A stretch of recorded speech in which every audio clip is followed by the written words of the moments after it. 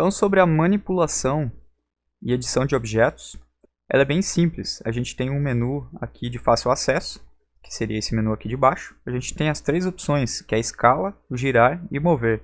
A gente pode verificar aqui do lado que ele tem uma tecla de atalho, que seria a tecla 7 para escala, a tecla 6 para girar e a tecla 5 para traduzir, no caso, o mover. Então, a gente pode intercalar entre as três teclas aqui, sem precisar entrar no menu, caso você ache mais prático. Então, por exemplo, aqui vamos com a nossa almofada. Eu vou até duplicar ela aqui. Então, venho no botão copiar. Vou até dar um Ctrl V. No caso, você pode copiar também com o Ctrl C. E vamos copiar aqui para a nossa cena. Ela ficou na mesma posição. Eu vou até puxar ela aqui para o sol, para ficar mais fácil de enxergar. Então, a gente tem três formas de edição. Então, lembrando que também tem aquela questão do eixo do nosso software de modelagem, que no caso a nossa almofada está seguindo o eixo da cadeira inteira, então ela está com o eixo aqui um pouco para o lado, e as edições vão ter que ser feitas através do nosso guia. Então, vindo aqui em mover, a gente até pode utilizar alguma ferramenta aqui de rotação, mas é somente nesse eixo. E a gente pode mover de várias formas. Ela tem três guias, que seriam dos eixos X, Y, Z, que no caso seria para cima e para os lados, né? Então, para cima aqui a gente pode ver na seta que indica para cima. A gente pode mover para cima ou para baixo. E se a gente quiser mover numa certa medida, a gente pode deixar o mouse sobre o eixo e digitar o valor. Por exemplo, aqui eu vou mover 1 metro para cima. Então, eu simplesmente deixo o mouse sobre esse eixo, não preciso clicar. Ele vai ficar marcado como a cor azul. A gente digita o valor e ele subiu aqui 1 metro. Vou dar um Ctrl Z para voltar para a posição original. A gente então pode mover tanto para um lado quanto para o outro. E também, se a gente quiser deixar esse objeto na mesma altura, mas quiser mover para os lados de uma forma mais livre, a gente pode utilizar essa área que fica entre os dois eixos. Está até marcado aqui com cinza escuro. Se a gente mover através daqui, a gente pode mover livremente nosso objeto na mesma altura que ele já se encontra. Então a gente não precisa ficar vindo aqui no eixo e movendo de um lado para o outro, a gente pode controlar livremente por aqui. E como eu já disse, tem nosso guia de rotação também, mas somente nesse sentido aqui.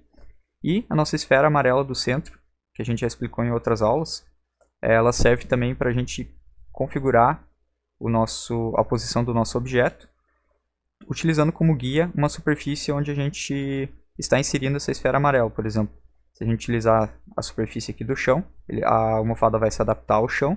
Se a gente utilizar o vidro, podem ver até que a almofada se rotacionou. A segunda forma então seria o girar, onde a gente também pode mover nosso objeto.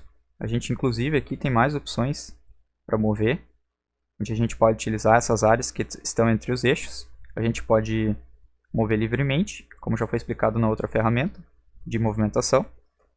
A gente pode mover através dos eixos também. E a gente pode rotacionar aqui através dos nossos eixos. Então a gente tem os três eixos, indicando as movimentações tanto no eixo X, quanto no Y, quanto no Z.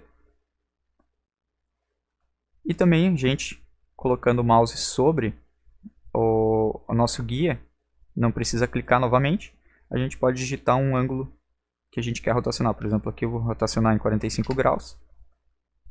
Vocês podem também colocar menos 45 para rotacionar no outro sentido. E o mesmo também vale para a movimentação. Se a gente quiser mover 1 metro para um lado, a gente vai mover 1. Se a gente quiser mover para o outro sentido, a gente digita menos 1. Podem ver que ele veio para esse lado. E o último tipo de edição seria a escala. A gente pode mover de duas formas a escala do nosso objeto, que seria através dos eixos particulares, o X, o Y e o Z. Por exemplo, se eu mover só nesse eixo, ele vai esticar só de um jeito. Se eu mover nesse, ele vai esticar só de um jeito. E aqui ele vai esticar só de um jeito, que seria para cima. Mas se eu quiser aumentar esse objeto como um todo, então a gente utiliza a segunda forma, que seria utilizando esse cubo cinza, mais claro, do centro dos nossos eixos. Então ele vai modificar de uma forma uniforme em todos os sentidos.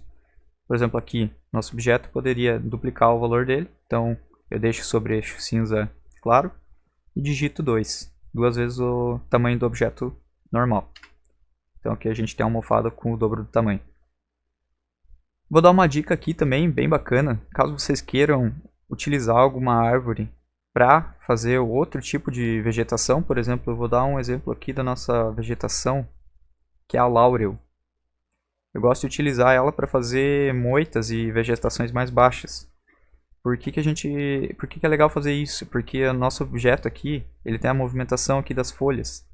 Então, quando eu utilizar ele num vídeo ou alguma cena que aparece a movimentação do nosso bloco, ele vai se movimentar no nosso vídeo, porque os objetos que a gente importa do Twinmotion, no Twinmotion, aliás, que são de outros softwares, como por exemplo o SketchUp, as folhas aqui vão acabar não se mexendo. Então eu posso vir aqui, vou selecionar aqui na nossa lista de objetos a vegetação, e eu vou trocar a escala. Então eu vou deixar a nossa árvore bem pequena.